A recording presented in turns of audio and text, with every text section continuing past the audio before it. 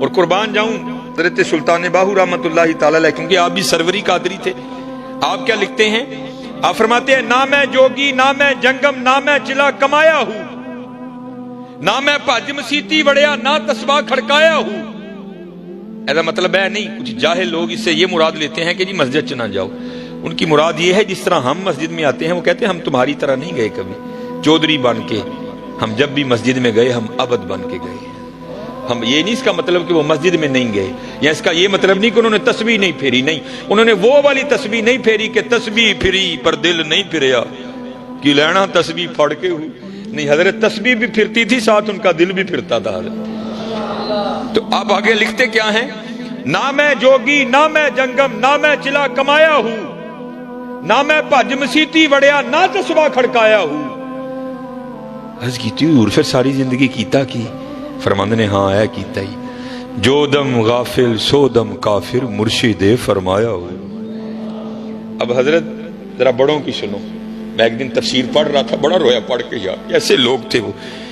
حضرت جنید بغدادی رحمت اللہ تعالی علیہ آپ حجام کی دکان پر گئے اپنا خط بنوانے کے لیے، اس نے حضرت کا خط بنایا، اس کے بعد اس نے جب حضرت کی لبیں درست کرنا چاہی نا آپ کی مونچھیں، تو اس نے وہ اس طرح قریب کیا تو کیا دیکھتا ہے کہ حضرت وہاں بیٹھ کر بھی ذکر الہی میں مشغول ہیں، جس کی وجہ سے ہونٹ حرکت میں ہیں، تو اس نے وہ اس طرح پیچھے کر لیا اور عرض کرتا ہے حضرت آپ ذکر الہی کر رہے ہیں جس کی وجہ سے ہونٹ حرکت میں ہے، یہ اس طرح ہے، لوہا ہے، یہ نہیں دیکھے گا کہ لب ولی کے ہیں یا دنیا دار کے ہیں، یہ تو چلے گا تو کاٹ دے گا، مجھے خدشہ ہے کہ کہیں آپ کا ہونٹ نہ کٹ جائے۔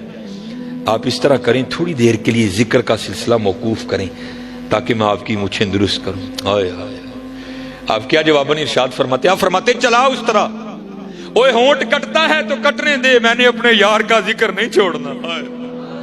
یہ تو تھے جنید۔ اب ذرا باجزید کی بھی سنو، دونوں کو اقبال لائے نا، جب حضور کی نعت لکھی نا اقبال نے، تو اقبال کیا لکھتے ہیں؟ شوکت سنجر و سلیم تیرے جلال کی نمود، فقر جنید و باجزید تیرا جمال بے نقاب۔ اب ذرا باجزید کی بھی سنو، حضرت نقشبندی بابے، آپ کے ایک خادم ہیں جن کا نام تھا زید، وہ کہتے جب میں حضرت کی خدمت میں آیا نا پہلے دن بطور خادم، تو حضرت مجھے پوچھتے ہیں اور تیرا نام کی ہے؟ تو کہتے ہیں میں نے عرض کی حضور میرا نام زید ہے۔ کہتے دن گزر گیا رات بیت گئی، اگلی صبح پھر پوچھتے ہیں اور تیرا نام کیا ہے؟ کہتے میں نے عرض کی حضور میرا نام زید ہے۔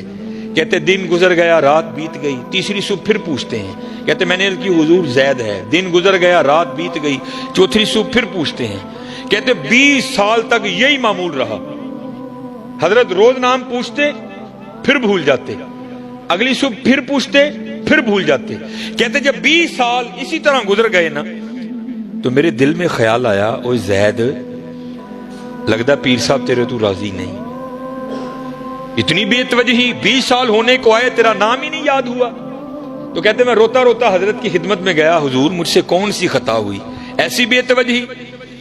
تو صوفی بڑے رقیق القلب ہوتے ہیں نا، آپ بھی رو پڑے، آپ نے فرمایا تو کیوں رو رہا ہے؟ عرض کی حضور میرے لیے تو رونے کا مقام ہے، 20 سال ہو گئے اپنے پیر کی خدمت کرتے کرتے، ایسی بے توجہی، جو سب سے زیادہ قریب ہے اس کا نام پھر نہیں یاد۔ یہ تو اس بات کی دلیل ہے کہ آپ مجھ سے سخت ناراض ہیں۔ تو کہتے ہیں حضور رو کر کہنے لگے جا اپنا کام کر، تو نہ اس کام میں پڑ، یہ بات خوشی یا ناراضگی کی نہیں ہے۔